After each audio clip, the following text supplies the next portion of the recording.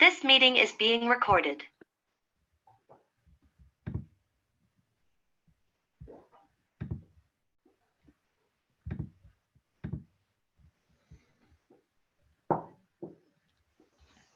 Hi everybody, we're just as usual, we're just going to let a few people join through as we go. I can see lots of people just logging on at the minute, so thank you for everyone for joining us as always. It's great to see lots of familiar faces coming back, some new faces as well there too. That's it. I'll just let everyone get fully logged in and then we'll crack in. We're going to start talking first about Astrid and its big 500ml bottle. So if you've got those, feel free to crack them open. We'll start talking about that. And as always, we'll just talk our way through all the different beers that we have now. There's the last couple just popping in shortly. So we'll give them just a few seconds and then we'll get underway. Again, yeah, thank you all. I know the football's just finished, so maybe we timed this quite right. Hopefully some, well, mixed results, I suppose, to the draw, but there we go. And then, yeah, it looks like we're about launched on there. So Russell should be joining us a bit later on today. My name's James. I'm the export manager at Thornbridge. We've got Charlotte on, who's managing our social media as well. So she's going to be helping out tonight. And Ian, we're very pleased for you to be joining us from Brick Brewery. So owner, founder, is with us tonight to talk our way through our collaboration beer that we have as well. As always, we'll talk through all 6 beers that we have in the box. Hopefully you've maybe had a chance to crack a couple open already, try them through. Please don't feel obliged to start, to drink them through at the same time as we talk about them. We'll normally be about 45 minutes, so we don't want anyone having any accidents. So take them steady, take them sensibly. And please, as always, pop any questions you've got in the chat. Just let us know what you thought about each beers. Any questions about Brick, any questions for Ian or myself or Charlotte at all, please just let us know. And we'll be able to answer all those as always. I don't want anyone going thirsty though, so if anyone is waiting for us to crack into beer number 1, that is Astrid. So some of you may well have had Astrid before. This one is the first time in 500 mils for us, but it is a beer that we've done previously. So this one was our first hazy cask beer originally. So we wanted to have something separate in cask that we could do as a vegan beer. Normally in cask, we're traditional with it. We use our finings. And we said, okay, we're going to try something and make it hazy. It's tricky to kind of convince people as well on a hazy cask beer a lot of the time. But we wanted to give it a try. So we call it a juicy hazy pale. It comes in at 3.8%. And of course, as I mentioned, you get that nice light haze to it. It shouldn't be, thick and soupy. Excuse me. We want to have it that nice light body to it. Still look really inviting. Got a great head around the top there as well. And when we launched this one into cask, it just gave, we thought, and we hope at least a nice point of difference on the bar. So if you pop your nose in, if you give it a smell, if you swirl it round even, and when you get a pint of this on cask, you can do the same. And you will notice you get that fantastic aroma as you'd expect from a sort of New England IPA. So it's very mosaic heavy, just packed with these nice flavorful hops that you're going to start getting that kind of tropical mango hit to it as well. It's very soft, it's very easy drinking, so nice low bitterness to it too. And we found, especially that kind of nice sweet spot, just under 4%, it does really work as a great session beer on the bar. So we launched it, as I mentioned, originally in cask and just got some great feedback. We were seeing lots of cask go through for it, so continued our production of cask and then actually moved it into keg and in cans. You may have seen it in the 440ml cans over the last year or two as well. But really we felt, as it had its roots in cask for us. It was a beer that we wanted to launch, into this cask format, into this premium category format as a cask product. And so we've kind of brought it back full circle by popping it now into these 500ml bottles. So it will become a core mainstay of the 500ml. We hope if you see the lineup of, the more traditional classic beers that you find in 500ml bottles, including things like Lord Marples as well. This one works really nicely, just giving us an extra addition to the range there. And again, something a little different. So hopefully you may have tried Astrid before, but we thought you may not have tried it in its 500ml bottle format. So a nice opener for us this evening, nice and light. This one, the name came from actually just kicking between a few people in the brewery, kicking some names about for, thinking of something a little bit different. Ended up with a Scandinavian goddess was where it had originally come out of, looking at a few different options, and we just liked the name as well. And so just picked it for that. So kind of short, snappy, hopefully something that people would remember. And yeah, it's proved very popular, and hence the move to 500 ml. So I've just seen Russell's popped onto, who's made it now at the bottom to join us as well. So we've got a full house tonight, and we will still be talking our way through, of course, all the different beers. But that one, just to kick us off, was Astrid. So first nice light sessionable beer, and really as we go, we're going to get pretty strong talking about a couple of these beers. I'm really happy with the box this month. We've managed to have a nice variety in flavor and style, but also in ABV too, from session beers right up to the big sipping 10%er on the end that we'll talk about, of course, at the end of the tasting too. So from here, we'll crack on to talking about Brick Brewery, and everything as well. So Ian, we were really pleased, at Thornbridge to be able to do this collab with yourselves. A fun style to do, a classic wit beer. How did you find it? Have you enjoyed the beer so far? Yeah, absolutely. I mean, it's a definite Blanche de Brussels type beer. It's like a wit beer. It's got the coriander. It's got the lemon, coming through as well. It's really light bodied, light flavor, nice tight head on the top as well. Yeah, really enjoying it. Perfect. Good. So, of course, we made sure Ian's got hold of some of the different beers to join us properly this evening. And thank you for the time, Ian. It's always appreciated to have you along and chatting with us here for this one. So the beer itself, as you mentioned, it is that classic wit beer. There's an homage to the Blanche de Brussels already in the name, just a cheeky nod to it. And you can see that's where we've gone on the can label itself too. So we've got the nice logos between us, the Thornbridge, the Brick collaboration, and that's where we went with that. But that head you're talking about there, it works so well in these wheat beer styles. I think it's so inviting. The color in not all that different from Astrid, that nice light haze you'd expect in a wit beer, that fantastic cloudy, pillowy head on the top there. And how did you find the collaboration from there, Ian, as well, with you and the team, working together? Oh, it was amazing. I mean, we were fortunate enough last year to go to Brussels Beer Festival, and Jamie, our lead brewer, and I were once lucky enough to go and attend, and we were just like blown away by him. Obviously, the Belgian beers, and I think that was like the true inspiration for this one as well. Like we just wanted to create some sort of really classic Belgian style beer, and the brew day itself. You were very hospitable, is that you gave us pizza. The lads that actually went, unfortunately, I wasn't the one that went up, but the two lads that went up there, they said they were pretty merry when they got on the train on the way home. So, it's always nice to collaborate and have that sort of hospitality. It's an amazing position.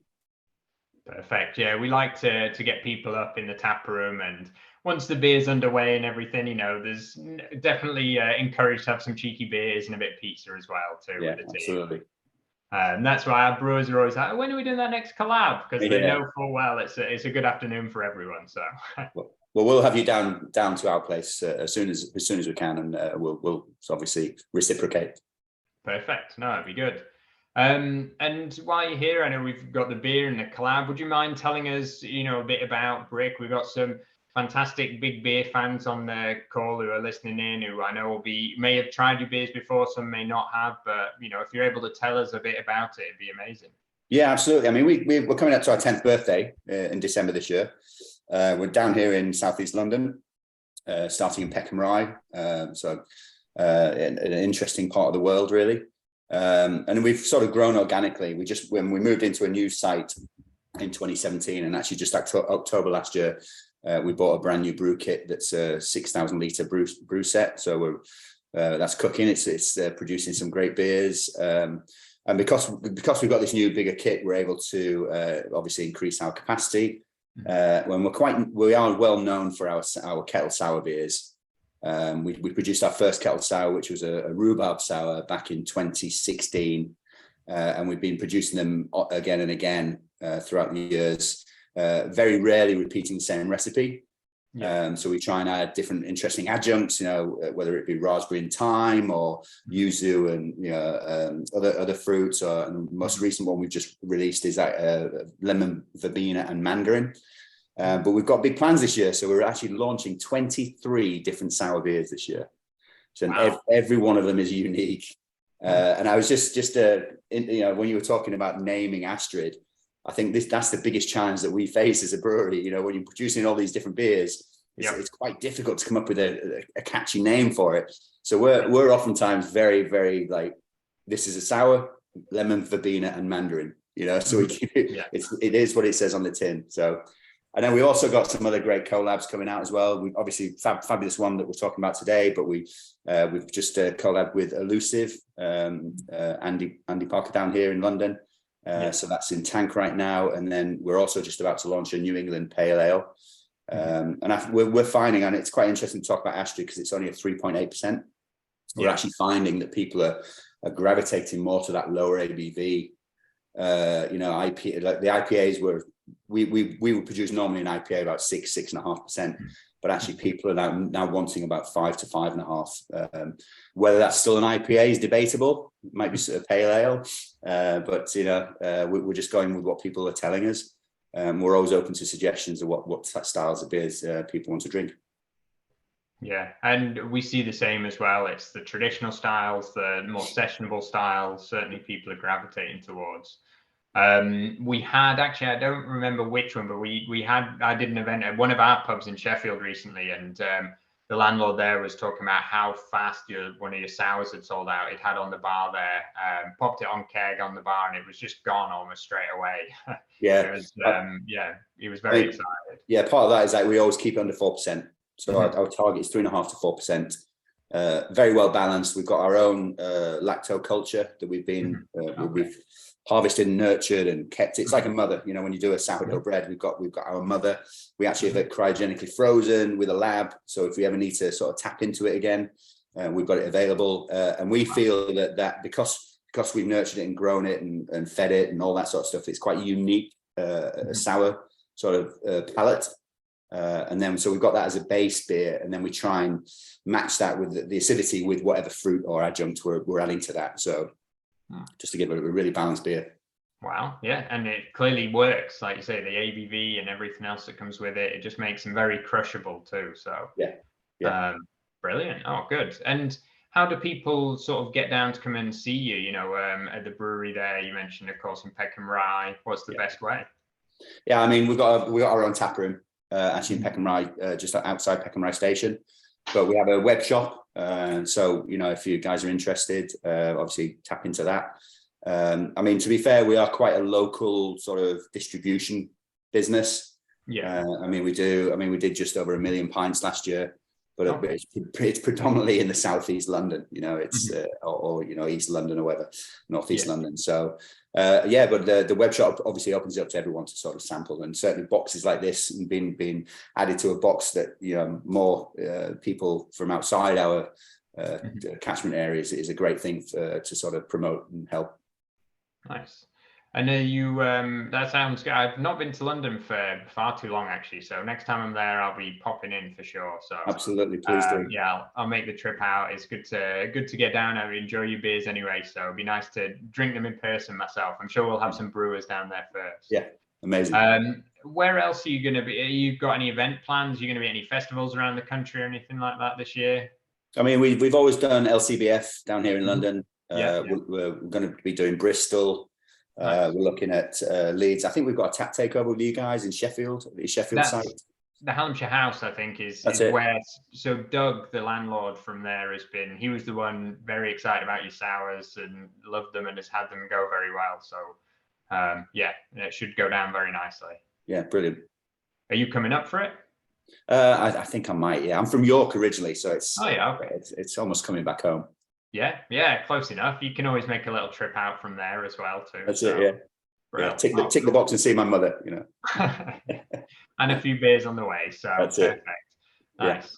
Yeah, we've got, of course, our place up in York as well. So if you get thirsty while you're out in York, pop in, and we've got lots of nice casks on with we work with the guys from Piva Bar on Thornbridge and Co up there as well.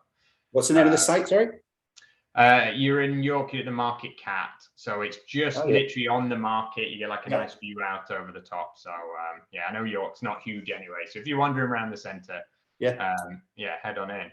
Yeah. Brill. And so, like I say, you've got your collabs coming up. Is there anything else you can tell us about for, upcoming the rest of the year at all? You can let us in on, or any sneak peeks of anything you've got in tank otherwise? Yeah, I guess one thing I'm excited about, and it's one of the beers, it's the Quiet Storm that you've got here, where you've used Harlequin hops. We're actually doing a collaboration with Charles Fairham.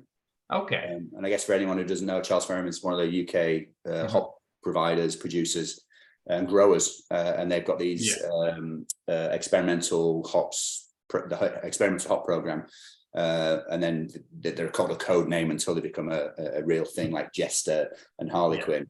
And so we're actually going to collaborate with them, and we're putting Harlequin as well as Olicana in there as well. Nice. So we're just because I do feel that like UK hops are becoming much more like the US style. Yeah, I'm probably talking ahead of what you're going to say, but no, please. They give that fruity stone fruit, that kind of character, and they're only going to get better as well as unfortunately, as our climate changes. It's probably going to be beneficial for the hops. Yeah, I'd agree. I mean, you mentioned about the styles and people going back to their own ABVs as well, and some of it we see people want to use, good provenance. They want to use British ingredients from the great malts we already have to the hops as well. And I think there's something like that. But Russell has been a big favourite of this one, so he'll be talking us through shortly about the Harlequin and what we've done with it too. But yeah, it's nice. And there's also the sustainability element of it. The beer miles, and getting these great hops from northwest US, but it's takes a lot of fuel to get them here. Yeah, very true. And so when we can get them, and it's much easier to go and see them as well, when you can go down to a field down in the south, well, in your neck of the woods more so than ours, but it's not much further for us really. So no, certainly closer than Oregon. Yes, exactly, that's it. So it'll be something we're doing a bit more of as well, as you say, with Charles Farham and looking at the options that we can have too. So fantastic. I'll keep an eye out for that. When's that coming out? I think they're coming in about 3 weeks, so it'll be just after that. Yeah. Brill, perfect. 23 kettle sours as well. Sorry, I was saying, and 23 kettle sours. You guys are going to be busy.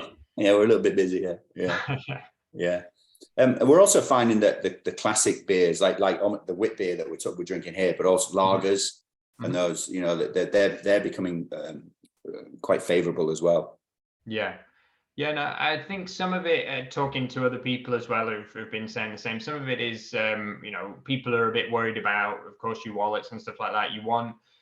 People want things that they understand and they know. So they say, okay, I'm going to go back to maybe classic styles or breweries I know or people I know, instead of spending on something you're not sure about as well. So I think some of that's certainly helped out as well. And is a trend we see talking to people in Europe and things like that. Again, you say the lagers, they're going back to the wit beers, they come into the bitters and milds. So yeah, it's good.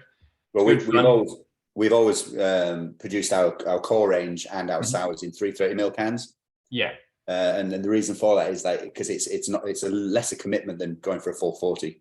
Yeah, definitely. Give it a go. Yeah, that's it. We do the mix of the different styles. Like we do some 440s, some of the kind of core 330s as well.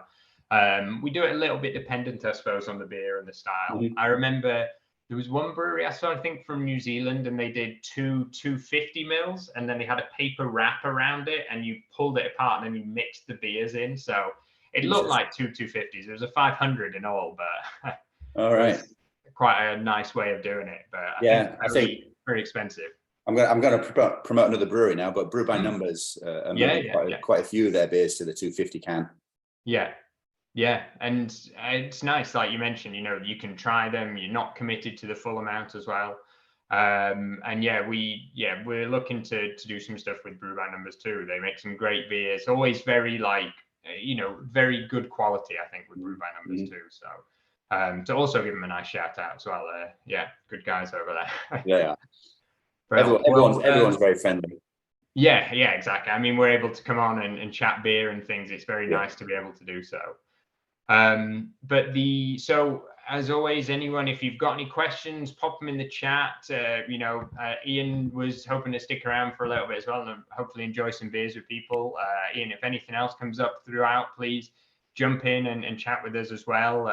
As I mentioned, we got Russell going to talk about some beers on here too. So please keep them going through in the chat and yeah, we'll go from there. But again, thanks for joining us tonight, Ian. It's good. It's insightful and nice to hear more about Brick. Yeah, what I'm actually loving is the food pairing on all your beers. Good. I started out, I owned a Mexican street food. Yeah, okay. So about 14, 15 years ago, I opened an Airstream. I had an Airstream caravan, one of those silver bullet things, and I was doing events.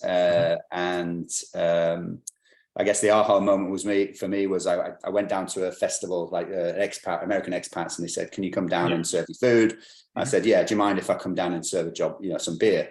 So I said that. So I went out and they said, "Fine." I went out and bought a job lot of Corona, and I dragged my mate along, and I was like sweating over the griddle, making all the food, and I watched him out of the corner of my eye, getting a bottle, going, putting the lime in and just serving it like that. And then we kept the till separate. And at the end of the day, it was like he'd done 10 times more than I'd done on food. Yeah. But what reminded me of that is like when you look at Astrid, you've got down Huevos Rancheros as a food pairing. And I love Huevos Rancheros. Okay. Oh, good. Yeah. And hopefully I'm excited to drink that. With a breakfast in the morning with a nice Astrid as well. Yeah. Very good. Yeah, we do. I mean, they're a nice bit of fun as well. We try and, talk about the different foods and the pairings and things. I think at last count, we've got over 100 or so at the brewery now from doing them with every beer that we do. So maybe we'll do a recipe book one day, but you should. There's enough of that. And it is good fun. It's something we talk about it on here as well. And people often ask about them too. So I'm glad you've enjoyed them and Huevos Rancheros as well. Oh, amazing. Good. Perfect. Well, cheers. And then, so with that, we can start talking the next beer as well. So Russell, you're joining us too. How you doing, Russell? Yeah, not too bad. Sorry, I was a bit late. I was in a parent governors meeting, and then I've opted to leave early and tell them all that I was tasting beer tonight online. So working hard. Yeah, exactly. Yeah, it's part of the job. So got down a treat with them. Yeah. So yeah, hello all. Yeah, I'm sure they'll be jealous. So absolutely, yeah. Good.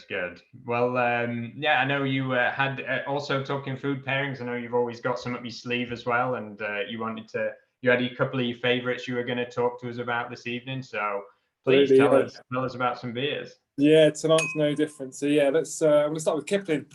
Kipling first off. So Black Can Kipling.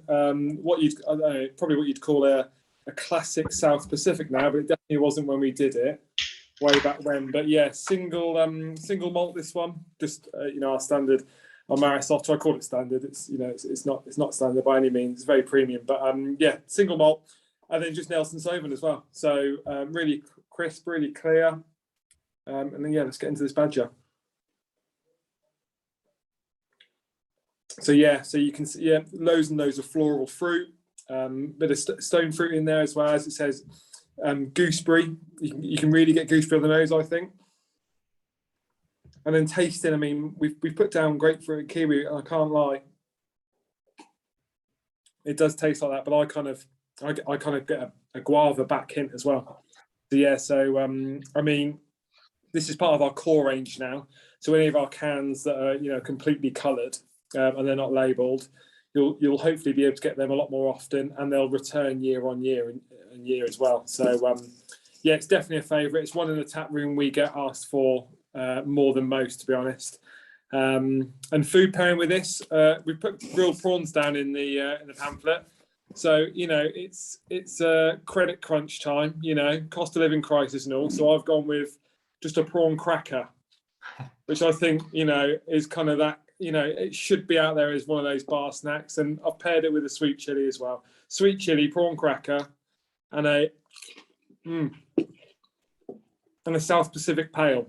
I mean, you couldn't get more Thursday night than that. So give it a go if you can. If you're out there, give it a go. I mean, I went to Tesco to get these, and they didn't have them. Let's go to Aldi. So don't knock it until you've tried it. Oh, that's a good. I like that. That's a great combination. Absolutely, yeah. I really have to think about that one, and I make sure that I've got the current economic climate in mind as well. We can't all be having prawns on a Thursday night. Oh, nice grilled prawns. Yeah, maybe save them for the Friday. Absolutely, that's it. Brilliant. And so, because you said, I mean, you were always, drinking lots of Thornbridge over the last years as well. And for me personally, Kipling's always been one I've enjoyed for a long time. I think you said the same for yourself as well. Yeah, it's probably a beer that I've always gone to. I mean, my go-to has always been Jaipur, and I'm not afraid to say it. But it's a beer that I've always gone to when I've wanted something slightly lighter, probably something a bit more sessionable, even at 5.2, but something that's really cold on a hot summer's day. So, and I prefer it in kind of a keg format as opposed to a cask. So out of the can as well, I think it's just great. 3:30. So anytime you're not totally committed to it. Yeah, it's brilliant. It's great to see it as part of the core range as well. We've just put it into one of our multi-packs now in the shop as well, and it's selling really, really well. It's just getting people trying it a bit more, I think. That South Pacific Pale Ale, it's a bit of a mouthful. It tends to put people off, especially at 5.2. But, if people knew that of Jaipur way back when as an Indian Pale Ale at 5.9, and look what it is now. So, yeah, I think more people should try it. It's, it's got that kind of New Zealand vibe, and, it goes really well hand in hand with kind of that Sauvignon Blanc and kind of vibe. So yeah, Russell, is this available in all formats? No, just in a 330 can at the moment. Okay. But we keg it and cask it as well. So we've not got it on the bar at the moment in the tap room, but it will be coming in over the next couple of weeks or so. So we're really looking forward to that. And whenever it does come in, it goes down an absolute tree as well, like a storm. Yeah, it is one we always get requested for. I think with the pale ales, so we have the Chiron, the AMPM, Krackendale. It's not one we always can keep in as much as we used to, but whenever it comes in, as you say, it just goes very well. So, Tina, there is kind of a regional element to, I think, a beer format. I think North England, there's more cask beer. Obviously, it's a lot more cask beer. So in London, it's more keg driven, but we're now starting to do a lot more cask beer and a lot more requests for it as well. So it's quite interesting. Again, people's styles or what they are actually looking to drink is changing a little bit. Yeah, definitely. We found that we found that in the tap room, and our demographics changed in terms of age groups as well. So we're finding, in fact, I served someone yesterday who it was their 18th birthday. They'd come in for their first legally bought drink, and they had a pint of Jaipur, albeit at the home of Jaipur, but it was on cask, which I found incredible, because I don't think I got into cask beer till I was about 25, 26, and even then I was kind of the odd one out in my social group. So. Yeah, people's tastes are changing, and with that as well, people's learnings and kind of they're learning what they like, and then we've always got that debate in the tap room. We're kind of in the middle in Derbyshire, but we've always got that debate on whether we use the sparkler, whether we're not using a sparkler. Is it too much head? Is it not enough head? We just we're constantly being given advice on it. Let's say that. I've got two northern brewers that work for me, and they carry a sparkler in their pocket. Good man. Yeah. And then they asked to put it on in London pubs. Yeah, I can imagine so. I thought I'd mention that, but you've been down in London. I've worked in London for kind of 10 years as well, so I know what it's like. So yeah, it's a bit different up here, and I think the sparklers in the bar and the tap room, they're welded on, I think. So yeah, they don't come off. No, it certainly divides people, I think, for sure. And but at the end of the day, it's also how people enjoy it too. So it's definitely, yeah, we'll try and provide for everyone. And we've had a couple of bits coming into the chat there as well. So Tina is struggling with her pizza, so good luck, Tina. So hopefully you're able to get that fixed and up and going soon enough. At least you got some beers in the meantime. And Steve, working with Elite Bistros. That's it. We will be. So you'll certainly be seeing some beers coming through there as well. So yeah, it's a nice collaboration. I'll be honest, I've not not have much to do with it myself, but I know the guys have been really excited, and the whole sort of team there, particularly in that area, have really been talking about how amazing it's all going to be. So yeah, that's coming up soon. So certainly keep a lookout for them. And Paul there enjoying the Kipling cans too. So yeah, I like that. The nice. It's often something people have mentioned over the years is that pale ale in a black can, but I do think it works for Kipling. Somehow or other, I don't know, it seems to go down nicely. So, but yeah, cheers, Russell. Thanks for talking us through Kipling. And then you were saying, of course, you were talking about the Quiet Storm and the Harlequin too. You want to talk us a little more about? Yeah. I mean, I'm a massive fan of the Quiet Storm range, and I don't generally get on with all of them. I think Amarillo last month. Did we have it in last month's box, Amarillo? I think that was absolutely fantastic. We were lucky enough to get 2 kegs of it, and we sold that over the course of a weekend. So really, really good. So I was struggling to think that anything would match that. Harlequin. I know we spoke briefly about Charles Farram earlier on, and I was lucky enough today to it's one of their caps. Nice. But I was lucky enough today to meet with Paul Corbett, the managing director of the estate. Obviously, this is where we've got the hop from, English derived, but it wasn't initially for kind of English climate, I suppose. And as Ian touched upon, they started a British hop development program in 2009, where they were kind of growing hops and developing hops to kind of compete with those strong flavours of the coast of America, and what you typically find those American flavours and those dry stone fruit flavours. So they started that, and now it's kind of coming to fruition, so to speak, and they've got more and more coming through. Harlequin's one of them. I think, I mean, the can alone, with that rosy pink kind of vibe. James, I'm not sure who picked that colour. We've all been asked for colours in the office and in the tap room, but that's great. That is. Yeah, got Charlotte Walker all over that. Yeah, that's absolutely brilliant. In the same way Ian mentioned earlier about names, which is always a pain, the Quiet Storm series is colours now is where we're getting to. So it's we've gone through all of the rainbow. We're working our way through a little more left field colours, but yeah, this one I think you're right. It is a really nice colour. It's great, and it's something a bit different. I mean, last month was Amarillo in yellow, which was very close to Sabro, I've got to admit, and in the shop that causes an issue. I get a few people coming back with a couple of Sabros instead of a couple of Amarillos and vice versa. But yeah, Harlequin as a hop, a single hop beer really shows it off. It's great that it's British and it's sustainable as well. So when I spoke with them earlier on, they taught me kind of their program, what they're doing at the moment, and it's really, really exciting. And what they've got in the pipeline over the coming months and years is incredible as well. So I think we're going to see some really, really good stuff come from them as well. And I think if we're lucky enough to use their hops in some more of our beers, they're going to be great. Yeah, and as Ian was saying, of course, they'll be doing some there as well. It's it's going to continue very nicely. Hopefully I get a cap soon too. I missed out, clearly. I was even in the office today, so. It's the art of being a good salesperson, James. I did them a deal for something and I got them a cap. And, when I spoke to them about the Zoom call as well, they were particularly excited they were going to be mentioned as well. So perfect.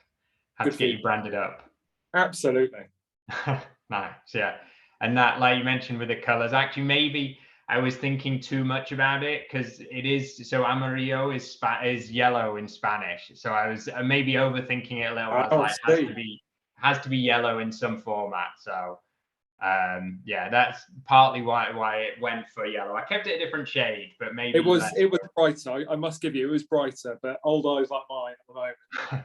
I was struggling with it, but no, it's great. I mean, the Quiet Storms are great. I love them. But the last two, particularly, I think they've superseded expectations. And at the moment, we've got Harlequin on the bar, and we're doing more and more of that each day. And I think it's just with people word of mouth, it being on Untapped, and I think more and more people are having it on their flights. We obviously do flight paddles in the tap room where people can try thirds of each beer, and they're having those thirds, and then they're coming back for halves and for pints as well. So it's great at 5.5%. It's a really nice pale, not quite that IPA. It's great. It's a good swap out. For something that's quite seasonal. and to take away from, sort of that Lucas Green Mountain kind of vibe. It's really good. Yeah, perfect. And actually, you mentioned the tap room. What gigs have you got coming up at the moment? What's I think I've confirmed Martin Kemp in September. I think I'd already mentioned that last month. So I've booked Bez as well from Happy Mondays. So he's with me on the 27th of October. So I'm really looking forward to that night. I've booked the entire weekend off for it because I think I'll need it. So yeah, we've got that coming in, and then there's some more. I mean, I think I've got the South, which includes original members from the beautiful South, Foreigner's Journey in, which are kind of a tribute as well. We've got some extra ones coming up at the moment, and some more to be confirmed as well. But we're just going through the process of confirming our Yaya Fest, which we've done for the last couple of years, where we kind of put on a show with multiple bands over the course of a whole day. I think it's Saturday, 16th of September. But don't quote me on that. I've only just got all the stuff sorted for it today. So, and we run that in conjunction with Ashgate Hospice as well. So we raise lots of money for them. And like I said, we've been doing it for the last couple of years. We usually do 2 a year, and this year unfortunately we're just doing the 1 in September. But it should be all round a very good show. I think tickets will be at between £14 and £16. Includes your whole day. Well worth the trip out if you can make it.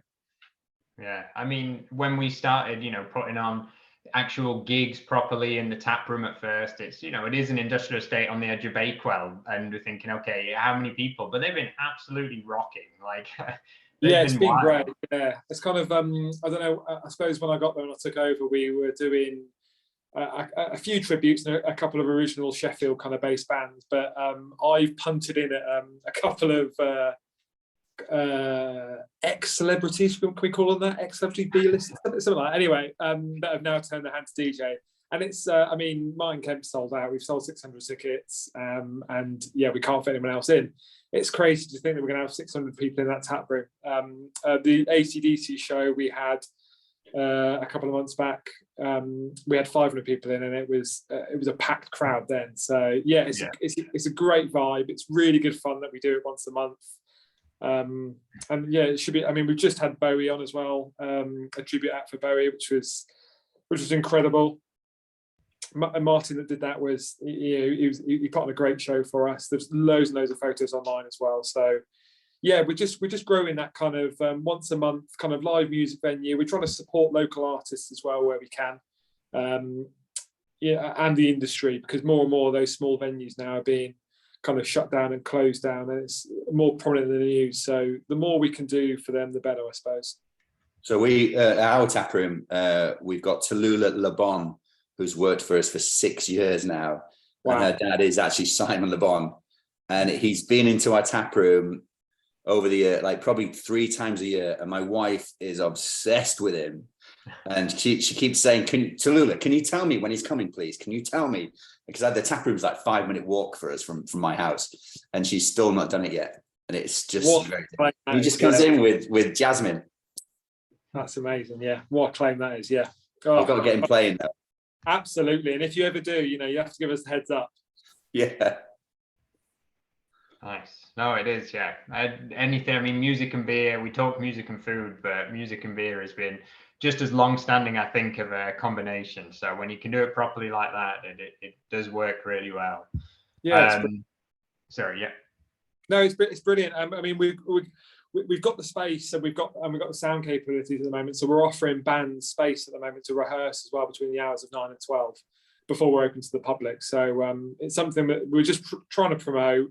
One of our pubs, the Greystones, has got quite a large music capacity as well, and they host live gigs. So it's just something I think running through the core of Thornbridge that we try and promote, that we try and do, and bring everyone together, I suppose. Yeah, no, perfect. And then Tina as well. So talking of first beers and drinking beers, Tina, their first cask was Old Peculiar, which is a classic as well there too. So I honestly don't remember my first legal beer. I don't think it was very good. It was in the Porter Brook pub down in Sheffield. And yeah, it can't have been very good if I don't remember it myself. But I think my first best beer was Sierra Pale Ale, was the one I really remember having. So Yeah, but I can't remember my first one. Can you, Russell? Yeah, mine was a Theakston's Best Bitter. Okay, yeah. So my dad had got it at me as well. It wasn't good at the time, and it was from a dodgy pub as well. It was kind of, I don't think I don't know. I don't remember much about it. I just remember not enjoying it and think to myself, this isn't for me. I think I'll stick to something else. But it quickly grew, and I think I was forced to like it. I think, and then yeah, it's just developed since then. And I started getting into doubles and triples and Belgian beer, and then it's just gone crazy from there. And now I've come to work in it as well. I mean, it was never something that I ever thought I'd work in. I was kind of an accountant by education. Slowly got into hospitality, and then I think I've niched into beer, which is my love, and I may as well spend every day around it if I talk about it that much with everyone. So yeah. Yeah, no, certainly a good call in for us to chat about beer. There's some more Sierra Nevada Young Special as well, so some classics and some American classics too. But yeah, Sierra Pale Ale definitely for me.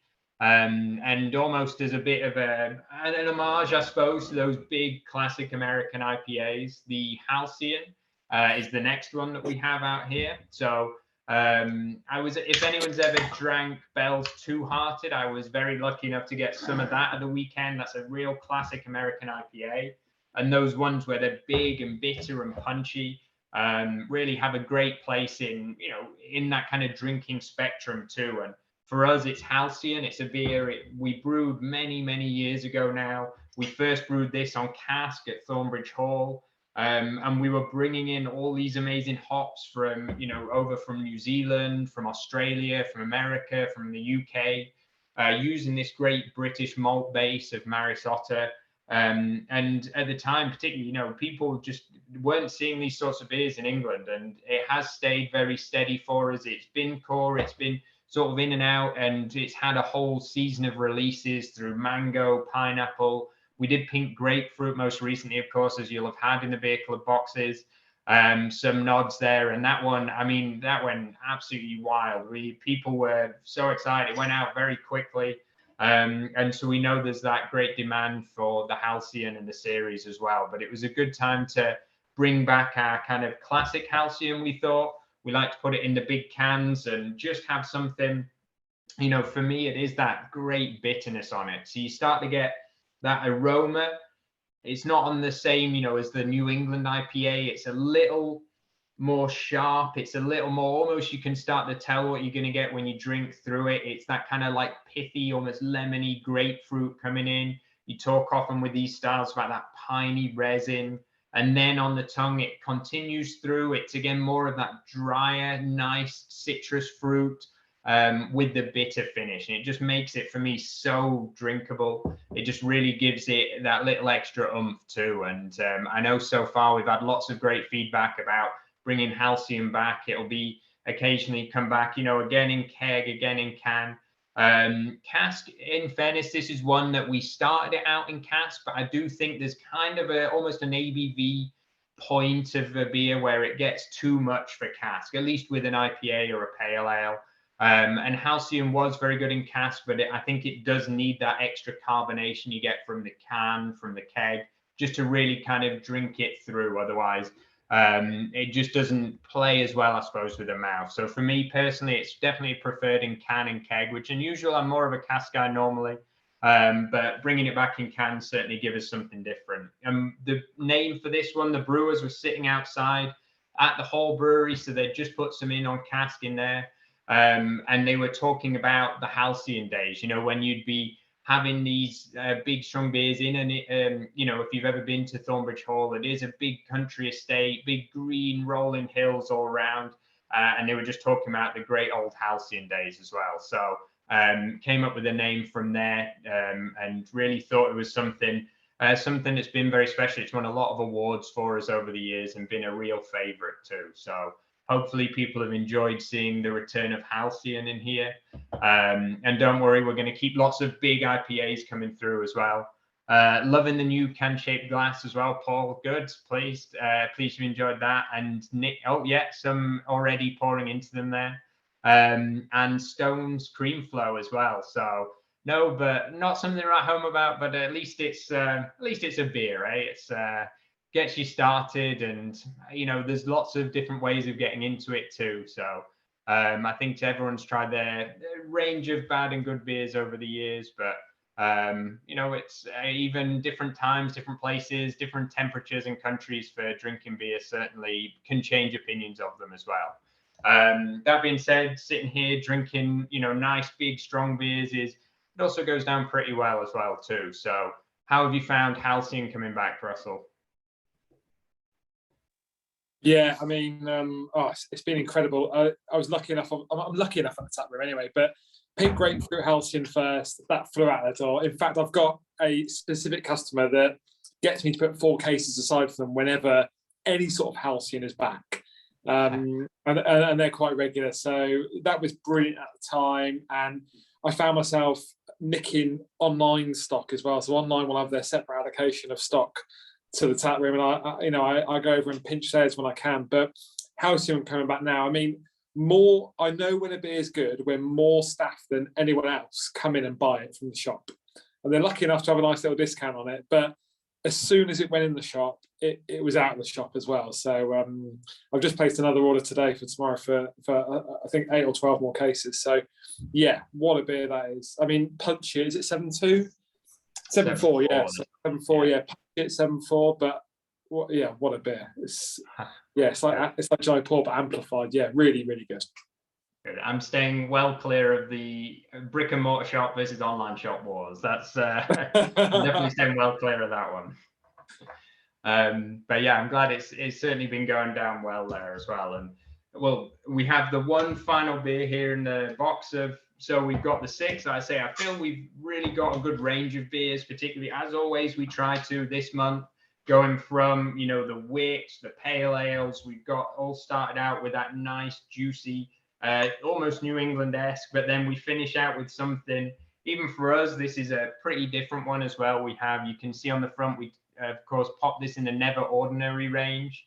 And this one is Pachamama, which is Earth Mother. So we wanted to do something just really different. The brewers have played around actually with brown ales before. If anyone ever tried sour brown many years ago, we've done brown ales in different packaging and styles. We've done sours and classics, but the brewers like them as a good base and a good body to give to really any sort of different beer if we can play around with it. You get that nice malt, but you don't get that over roastiness to it. You get a little more of that kind of sweeter, biscuity, caramel, toffee, so it holds a lot of flavors really nicely. And with this one, it was already, it's going to be a big, strong beer, and the brewers wanted to add in some honey with this one. And so they really thought about this, and actually they ended up with a tasting panel of honeys, which also sounds like a pretty great afternoon. And they were trying the different ones that they had. They wanted to add it into the beer, but wanted it to complement and to work nicely with it, not take away at all from the style. And so they ended up, actually, this one is a Spanish honey. It's a Spanish honey from, a Spanish heather honey from the north of Spain. And they went for this. It's not quite as sweet, and that's what they wanted. Of course, there's still some sweetness to it, but with the brown ale, you're already going to get some sweetness. With the barrel aging, the way it's done, that'll give a little sweetness too.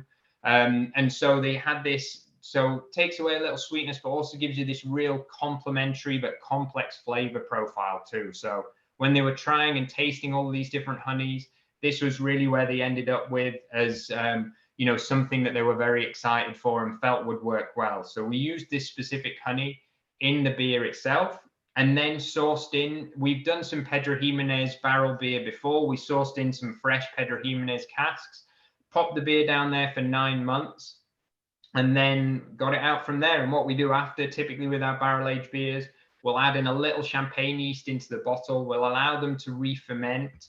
And then once they've re-fermented, they'll just only slightly, they're not giving a lot of extra flavor, but we're just doing it for this carbonation. So particularly on this one, if you've opened it yet, if you're saving it as a little treat, it's got that nice creamy head that stays right around the top there, which you often don't get, if you've barrel aged out for that long. And this is, like often with the Necessary Evil in these different styles, this is a nice, really relaxed sipping beer. I had a couple of hours at the weekend. I was home alone. I actually watched The Last of Us on Sky. I've been working my way through. So sat down, had a nice hour or so with that, and just watched my way through it with this beer. And it was a really good one to sort of do that with and just mull over. Certainly not, drinking big pints of it, but yeah, it's been really well received, and it's great for the brewers to play around with that, but also, for us talking about the beers and trying them ourselves, it's nice to have these fun styles that you might not get elsewhere. Spanish heather honey with Pedro Jimenez barrels, it's not something we're coming across every day. So we were really pleased when the brewers, came and had the chance to do that with us. And actually, Ian, want to ask, you doing a lot of barrel aging at Brick? Is it something you're working with quite a bit?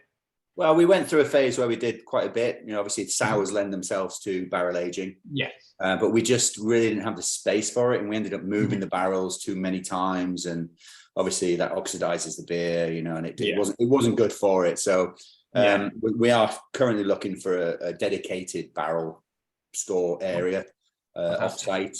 We've got plans to open new tap rooms this year. And it is something I think we should try again.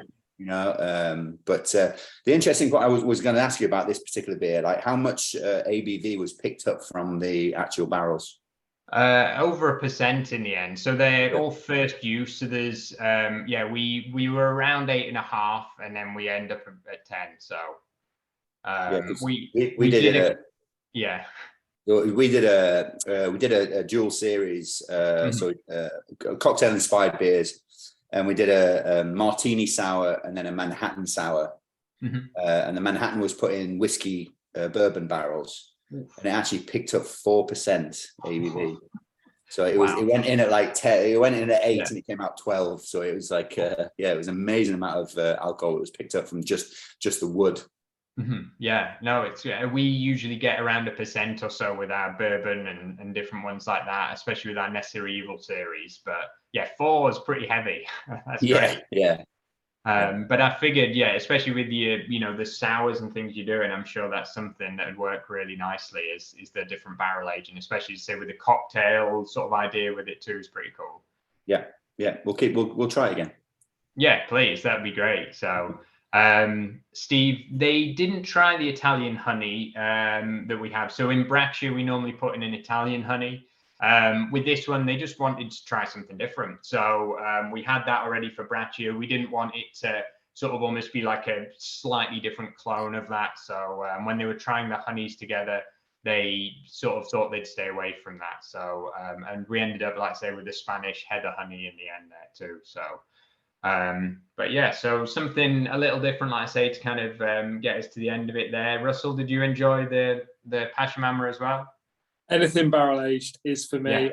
I'm lucky enough that I sit in the tap room, every day at work. It's kind of my office, and that's where kind of the barrel aging happens, and where the bottling for it happens as well. So, I speak to the brewers every day, and I know this is one of Alice, one of our brewers. It's one of her favourites, and I know she had a lot to do with it as well. So I've got to give her a mention. But it was brilliant, and I think it was some months ago when we kind of got given some bottles that were half full or we couldn't sell, and we all kind of chipped in and tried a bit of this weird kind of brown honey beer. We were told it was before we were told the name, and we loved it. Anything kind of anything past kind of 8-9%, we'll sit between us at the end of a shift and see if we like it. Everyone that I work with, we're beer lovers, so I really respect all of their opinions, and everyone just really, really enjoyed it. So we were really excited to get it in the shop. And what happens with the tap room and kind of shop stock and things is that it goes out to beer club members first, and I in the tap room, we cannot sell it until beer club members have got it. It's one of their kind of advantages as a member.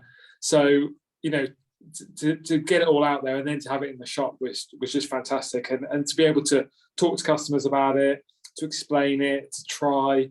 I know I've got an event at Thornbridge Hall, actually, at the estate in the first week of March, an artisan food market, and we're taking Pachamama with us. So on that note, James, I like my food pairings.